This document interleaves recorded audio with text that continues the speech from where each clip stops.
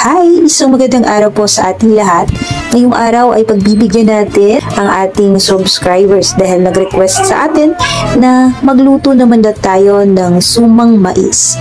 Pero hindi natin pahihirapan pa ang ating mga subscribers sa mga ingredients. Kaya naman, share ko sa inyo ang aking recipe na ito. Kung bago ka lang sa aking channel, dito ay matututo kang magluto ng iba't ibang kakanin na pwede mong pagkakitaan kahit nasa bahay ka lang, at pwede ka rin matutong mag-bake ng cake at mag-design ng cake. Sisimulan na natin ang ating pagluluto ng sumang mais. Sa ating sumang mais, magluluto muna tayo ng ating palaman. Ating palaman ay gagamit tayo ng grated coconut or yung kinayod na nyog na nabibilihan sa mga talipapa. Dito ay gumamit ako ng 1 cup dark sugar, 1 cup din po ang inilagay ko, water. Or kung mayroon kayong pangalawang gata, maglagay po at yun po ang ilagay nyo. 1 cup lang po ang ilalagay natin. Pagsamahin lang po natin ito, ating mga ingredients nito. Once na napagsama na natin, ngayon ay isasalang na natin ito sa mahinang apoy lang po. Huwag natin palakasan ang apoy kapag nagluluto tayo ng ating palaman dahil mabibigla po ang pagluluto at hindi siya magiging maganda dahil masusunog po ang ilalim. Kaya naman alalay lang po ang apoy na ating gagawin dito. Dito ay hayain lang muna natin itong kumulo para hindi na po tayo mahirapan pa sa paghahalo-halo. Or kung nakikita nyo, napapansin nyo na may buo-buo pa dahil nga itong ating grated coconut ay nilagay ko muna po ito sa ref dahil kinabukasan ko po ito niluto. Pwede naman po yun, hindi yun maano, basta ilagay nyo lang sa freezer. Pagka napapansin nyo na wala na siyang tubig, pakunti na ang tubig niya, ibig sabihin lang yan ay maluluto na itong ating palaman. Napakadali lang po nitong luto ng ating palaman. Pwede nyo po itong gamitin kapag magluluto kayo ng pandikoko dahil ito po yung palaman ng pandikoko. Napakadali. Pwede rin kayong maglagay dito ng butter or kung ayaw nyo naman maglagay at nagtitipid kayo sa ingredients, okay lang din naman. Pero mas maganda kapag may butter or vanilla flavor. Hindi na ako naglagay pa ng vanilla dahil nga po hindi available sa akin kaya hindi na po ako naglagay. Pero depende sa inyo kung kayo mas gusto nyo pang maging pa-info ang inyong palaman, maglagay kayo ng vanilla at butter. Konting butter para mas malinamnam ang inyong palaman. So, natapos na nating lutuin ang ating palaman. Ngayon, pagsasamahin naman na natin ang ating mga ingredients para sa ating sumang mais. Ang una nating ingredients dito ay gumamit tayo ng glutinous rice flour. 4 cups or katumbas nito ay kalahating kilo. Itong isang plastic na yan, ito ay kalahating kilo or 500 grams. Then, naglagay din po ako dito ng all-purpose flour. 2 cups ang inilagay ko para hindi ganun kalagkit ang ating suman. Ngayon, ito talaga ang pinaka-the best nating ingredients para hindi na tayo mahirapan pa sa pagkakayod ng ating corn. Gumamit ako dito ng sweet corn. Ito yung creamy, yung pinong-pino kasi dalawa ang klase ng ating corn, yung whole corn at yung cream. Kaya ang pipiliin nyo doon ay yung cream lang kasi pino na siya. Pero kung ayaw nyo naman ng ganito at gusto nyo pang mahirapan pa magkayod ng inyong corn, pwede naman po. Gumamit kayo ng corn na nabibili sa talipapa o kahit saan, pudkurin nyo po yun. Pero kung ayaw nyo naman at gusto nyo na mapadali kayo, bumili na lang po kayo ng ganitong latang corn na at hindi na kayong mahihirapan pang magpudkud pa ng inyong mais. Maglalagay tayo ng gata, 2 cups, sugar. Kung sugar ang gusto nyo, okay lang para mas matipid. 2 cups din po ang inilagay ko. So, eto na mga kawaray, dahan-dahan na natin ilalagay dito ang ating 2 cups na ating water. Naglagay din po ako dito ng yellow color, pero yung pinakakonti lang para magkaroon lang siya ng kulay na yellow. Dahil nga po, ito ay corn, kaya may konting yellow ang kulay. So, eto mga kawaray, kinamay ko lang po siya para mabilis po tayo, hindi na tayo mahirapan pa. Pero nagubos naman po ako ng kamay. Kayo, kapag magagawa kayo, kung mayroon naman kayong gloves, gawin nyo. Pero sa akin kasi, hindi po akong comfortable doon. Ako ay naglilinis muna ako ng kamay at yung aking kuko ay talagang sagad na sagad ang aking kuko talaga dahil gusto ko malinis ang ating ginagawa. Ngayon, yan nga po, nung napansin ko na okay na, nagdagdag ako ng butter or margarine. Bakit nga ba ako naglagay dito? Para kapag ito ay binabalot natin sa ating saging, hindi siya didikit. So, ganito po ang kanyang consistency. Hindi po siya sobrang lagkit at hindi naman po siya sobrang tigas. Ganito lang po siya. Napakadali lang. Hindi ito matigas at hindi rin naman ito sobrang lambot. Kung ikaw ay baguhan sa pagluluto, baka mapadamihan mo ang inyong tubig. Once na madamihan ang inyong tubig, dagdag lang po kayo ng glutinous rice or all-purpose flour. Tansyahin nyo lang po, basta ganito po ang tamang consistency niya. Hindi siya malagkit at hindi rin naman po siya matigas. Sakto lang po ito. And then, ito na nga po, binabalot na nga po natin itong ating sumang mais. Kung ikaw ay nasa taga-probinsya ka, ay mabilis niyo po itong matututunan at alam ko na magaling na kayo magluto ng suman. Tinuturo ko lang dito ay ang mga ingredients na pwede niyong gamitin. Ang gagawin natin dyan ay ipaplat natin ito sa ating dahon ng saging. Itong ating dahon ng saging ay dinarang ko po muna ito sa apoy at pinunasan ko. Bakit nga ba dinadarang muna sa apoy ang ating saging? Kasi kapag gagamitin natin itong hindi nakadarang ay mabilis mapunit at hindi po magandang gamitin. Dapat ay dinadarang muna sa apoy bago nyo gagamitin ang saging, ang dahon ng saging. Pagkatapos nating balutin ito, ilalagay po natin ito sa ating kaserola, kawali o kahit na ano pa ang pwede nyong paglutuan. Kung wala kayong mga gamit, kaldero, ayan, pwede nyo po yung lutuan. Kung meron kayong rice cooker, okay lang din naman po. Pero dapat ay lalagyan nyo ng sapin. Ang sapin na gagamitin nyo ay yung tira-tira yung dahon ng saging, syempre para hindi masayang. Gagawin nyo kapag nailagay nyo na,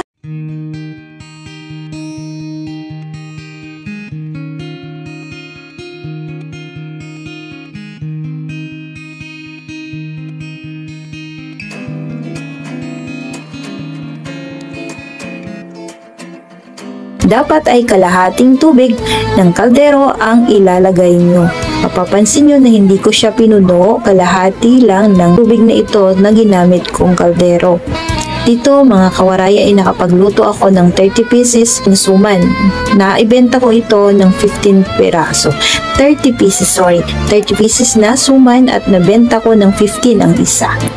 Ayan, after 30 minutes, i-check nyo po yan. Baka malata o masobrahan na ng ating pagluto, kaya i-check nyo. After 45 minutes o 50 minutes, napansin ko na luto na at bumuka na ang nasa ibabaw. Huwag nyo pong pansinin ang dahon na yan. Yung ibang dahon na yan kasi layana. Wala na kasi akong mabili dito sa Antipolo, mahirap na. O wala ka nang mahanap pang dahon. Kung may dahon ka man ng saging na makita, ito ay mahal. Isang piraso lang na dahon ng saging, 20 pesos na. Diba, napaka-gold ng dahon ng saging dito. Kaya naman, chinaga ko na lang itong layang dahon ng saging. Okay naman ang kanyang lasa. Okay pa ang dahon ng saging laya. Basta idadarang nyo lang po sa apoy. Ang gagawin nyo dito mga kawaray, kung gusto nyo pong mabilhan kayo agad o mapansin ang balat ng inyong saging, ang gagawin nyo dyan ay pupunasan nyo po yan ng oil para maging makinang ang dahon ng saging. So itong akin hindi ko na pinunasan, medyo kumikinang naman siya o maganda ang kanyang labas itong ating dahon ng saging. Pero suggest sa inyo kung gusto nyo pang mas madami pang bumili sa inyo at lalo na kapag ka-post nyo sa inyong mga FB yan, kailangan ay pupunasan nyo ng oil ang dahon ng saging para maganda tingnan sa picture. Napansin nyo na napakasarap mga kawaray. Tingnan nyo nga po yan. Madami po akong nakain dyan, 2 piraso nakain ko yan. At hindi na ako naghapunan pa, yan na lang po ang kinain ko. Busog na busog talaga kayo. Akalain niyo po sa glutinous rice at all-purpose flour, magkakaroon na kayo ng suman na mais. Napakasarap. Ito ay hindi kayo magsisisi sa kanyang lasa dahil the best po ito. Mga kawaray, kung gusto niyo pong hiramin ang aking mga picture na pang-post nyo sa inyong mga FB, dalawin niyo pong aking Facebook, Hasmin Cabidkes. Pwede niyo din po ako dong i-follow. Kung ayaw niyo naman akong i-follow, okay lang din naman po. walang sapilitan yun. Mga kawaray, kung bago ka lang sa aking channel ko, nagustuhan mo ang aking recipe ngayon, subscribe nyo po para updated po kayo sa aking gagawing mga video at susunod pang mga recipe na pwede ko pong i-upload. Thank you po sa inyong panunood sa akin, at kung bago ka lang sa aking channel, dalawin mo lahat ng aking mga video. Baka may matutunan ka at magustuhan kang video at mai-apply mo po ito at maging business nyo. Kaya naman panoorin nyo po. May i-recommend po ako ditong aking napakasarap na recipe, ang aking ubi palitaw. Madami na po ang nagluluto nun, kaya naman ano pang hinihintay, napakadali lang po nun, gawin nyo na po. Napakadali at napakasarap. Hanggang dito na lang. Thank you po sa panunood nyo sa Madiskarteng Waray. Kapag kayo ay manunood, kayo ay magkukomment para sa susunod kong vlog, ay ilalagay ko kayo sa dulo at isi-shoutout ko po kayo. Kaya naman, mag-comment na kung nagustuhan nyo po ang aking luto ngayon at i-like nyo na din po. At syempre, huwag kalimutang i-subscribe ang aking YouTube channel. Thank you ulit sa inyong lahat sa panunood nyo sa akin. God bless mga kawaray! At dahil nga dyan, shoutout muna natin ang mga nagpapa-shoutout na ating mga subscribers. Shoutout natin si Sir Dennis Jesus Garado. Masarap talaga si Kawaray magluto. Thank you! Jocelyn Payas, good morning po. Try ko po magluto niyan. Mukhang masarap kasi. Manilyn Sumeho, sarap naman, try ko nga dahil may tanim ako na kamote, kaya thank you for sharing your talent para makagawa ng kamote kakanin. Thank you po sa inyong lahat sa mga comment nyo, talaga namang nakakataba ng puso at ginaganahan talagang mag-discover pa ng pwede nating itinda at the same time pwede rin po nating ibahagi sa ating mga subscribers.